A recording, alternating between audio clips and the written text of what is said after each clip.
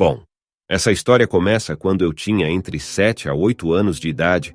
Eu fui tirar sangue para fazer exame por conta de anemia. Chegando lá, fiquei sentado enquanto minha mãe resolvia na recepção. Acho que era algo com meu cartão do SUS, mas não tenho certeza, pois era muito pequeno, então não liguei muito para a conversa dos adultos. Fiquei lá, sentado, esperando para tirar sangue. Isso era meio que um evento comum meu.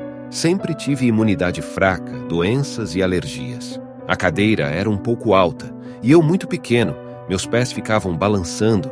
Fiquei focado nisso, pois, como dito, havia feito isso muitas vezes, não via nada de novo naquele ambiente médico. Então entra um cara, não sei se de forma sorrateira, pois minha atenção estava nos meus pés balançando, e não me permitiu ouvir a porta abrindo. Era alto, moreno, um rosto comum, nada especial.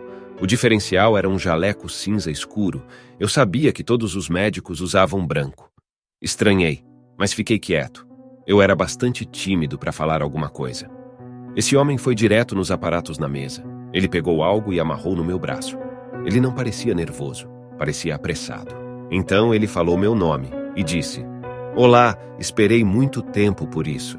Eu pensei de imediato que podia ser alguém novo e estava fazendo aquilo pela primeira vez. Então ele falou: "O sangue do escolhido. Finalmente tenho. Vamos nos encontrar no futuro. Se não for eu, algum de nós." Eu ouvi calado, pois não estava entendendo nada e era muito tímido. Ele pegou o sangue, deu um peteleco no vidro e foi embora. Uns minutos depois, eu pensei que minha mãe não ia voltar. Eu ia sair da sala, então a enfermeira chegou dizendo: "Para onde você vai, mocinho? Vamos tirar o sangue."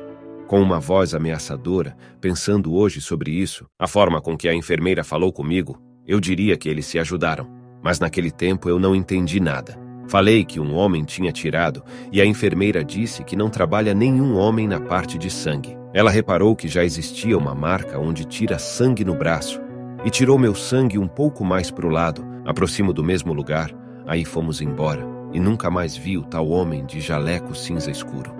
Mas essa gangue estranha que o homem do jaleco cinza citou me apareceu de novo.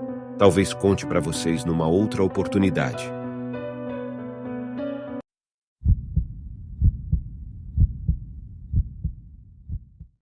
Era 2004. Eu tinha 19 anos. E meu amigo Bernardo estava alugando o quarto no andar de cima de uma casa que todo mundo sabia ser a casa do assassinato. Em 1987, um homem foi baleado nessa casa, correu para fora e bateu na porta do vizinho, deixando uma mancha de sangue na porta e um rastro de sangue desde a casa.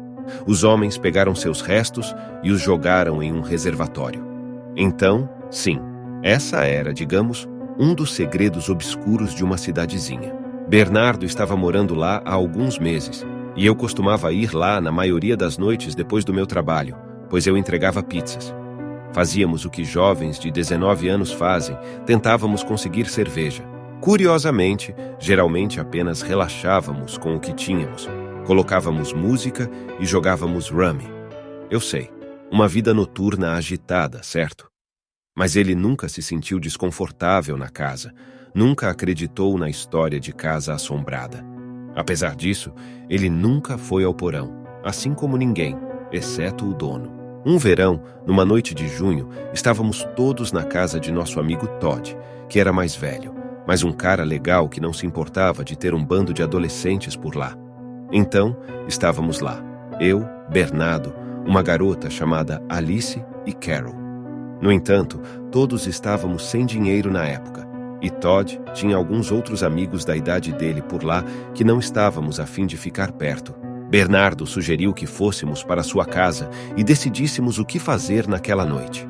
Alice e Carol pegaram o carro, e eu levei Bernardo no meu velho Toyota de entregas que sempre cheirava a pizza. A casa de Bernardo estava a apenas alguns quarteirões de distância, e quando chegamos lá, subimos para o quarto dele. Isso era 2004, e nem todo mundo tinha celulares ainda. Apenas Alice tinha um. Eu então coloquei um CD e decidimos jogar cartas, algo que sempre funcionava. Estávamos apenas nós 4 na casa, mas o dono tinha seu cachorro no quarto ao lado. Ele geralmente não estava em casa à noite, mas seu quarto tinha uma janela com vista para o quintal da frente e a rua. Mal tínhamos começado a primeira rodada quando começamos a ouvir passos na escada. Pensamos que fosse Frank voltando para casa, mas não demos muita importância até ouvirmos a porta da frente se abrir e fechar, seguida de mais passos na escada. Todos olhamos uns para os outros e verificamos a janela, mas não vimos nada suspeito. Também não vimos o carro de Frank. Ouvimos os passos subindo novamente. Nós tínhamos 19 anos e eu havia sido jogador de futebol americano no ensino médio e ainda estava em boa forma. Bernardo nunca havia jogado futebol americano, mas estava em uma condição semelhante à minha.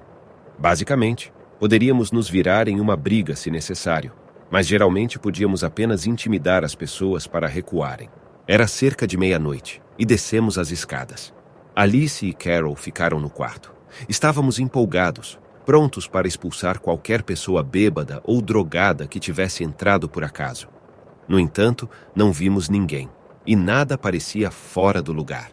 Saímos e sentamos na varanda. Nada parecia estranho. Havia tráfego normal na rua meio movimentada.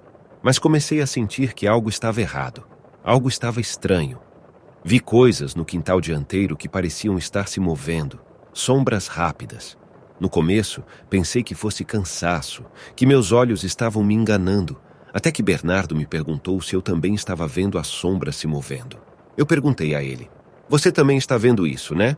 Fui para o quintal e olhei para cima na janela do quarto de Frank, onde havia uma lâmpada acesa, iluminando a porta do quarto e a cômoda. Fiquei olhando por um minuto quando vi algo. Eu disse a Bernardo: "Cara, tem algo no quarto." Ele respondeu: "É só o cachorro." Eu disse: Não é o cachorro, é..." Era preto e parecia feito de óleo, não exatamente sólido, mas também não era transparente.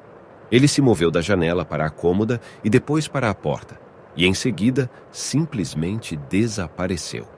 Bernardo perguntou: "Do que você está falando?" Eu ainda estava na varanda e percebi um espelho antigo ao lado da porta. Lembrei de ouvir histórias sobre pessoas usando espelhos para ver fantasmas, então pensei: por que não? Bernardo foi para o quintal para tentar ver o que estava no quarto. Fiquei olhando fixamente para o espelho por alguns minutos e, de repente, vi uma pequena bola negra e oleosa flutuando por um dos pilares atrás de mim. Eu disse: "Cara, tem algo flutuando aqui. Parece uma pequena bola de..."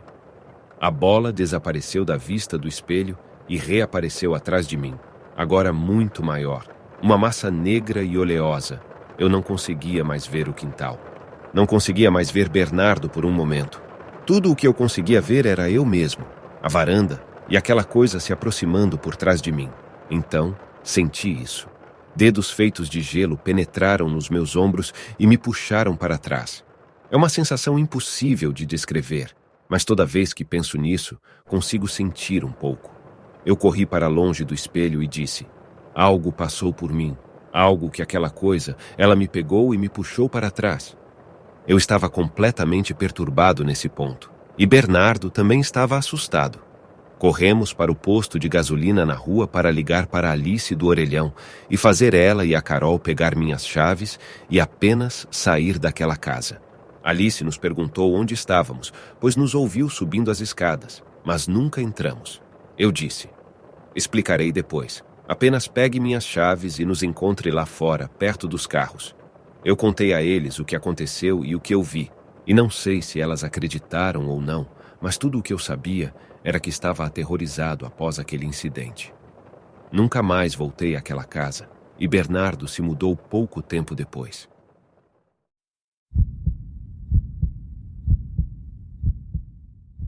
Permita-me compartilhar uma experiência perturbadora que vivenciei como vendedor em um grande supermercado.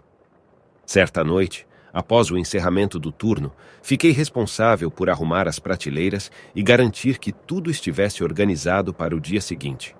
O silêncio envolvia o local, e a solidão daquele momento me fazia refletir sobre a tranquilidade que costumava reinar nas horas noturnas. À medida que mergulhava na tarefa de arrumação, comecei a perceber algo fora do comum. Vultos pretos se moviam rapidamente pelos corredores à margem da minha visão periférica. A inquietação tomou conta de mim. e uma sensação arrepiante percorreu meu corpo.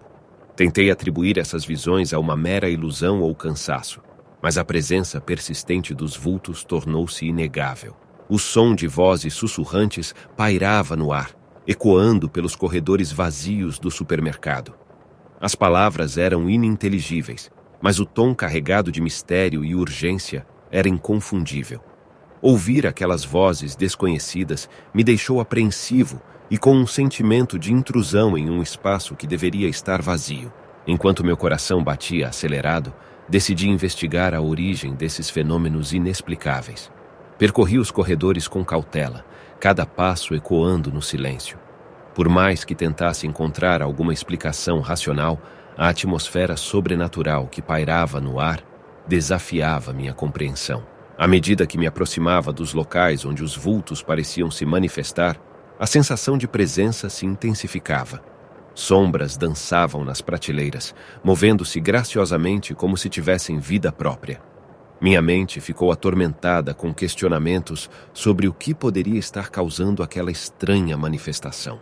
Apesar do medo que me consumia, minha determinação em desvendar o mistério era maior. Continuei a explorar cada corredor, esperando encontrar alguma explicação para esses eventos inexplicáveis. No entanto, meu esforço foi em vão, pois todas as vezes em que me aproximava, os vultos desapareciam como fumaça, escapando entre os vãos das prateleiras. Após horas de busca infrutífera, decidi que era hora de encerrar minha investigação. A sensação de estar sendo observado e a presença sinistra se tornaram insustentáveis. Resolvi deixar aquele lugar e buscar refúgio na segurança no lado de fora do mercado. Ao sair do supermercado, senti um alívio imenso ao deixar para trás aquele ambiente carregado de mistério e inquietação. Relatei minha experiência aos meus superiores, mas fui recebido com ceticismo e sugestões de ter sido apenas minha imaginação. No outro dia, pedi para ver as câmeras de segurança daquela noite. E nada parecia fora do normal, mas em um momento específico, as câmeras pararam de gravar. E ao voltar a funcionar, estava eu ali durante toda a noite, arrumando as prateleiras. Como se minha investigação sobre as estranhas sombras nunca tivesse ocorrido. Desde então, evito trabalhar no turno da noite e procuro manter-me ocupado durante o dia para não relembrar os acontecimentos perturbadores daquela noite. Embora não tenha encontrado respostas definitivas,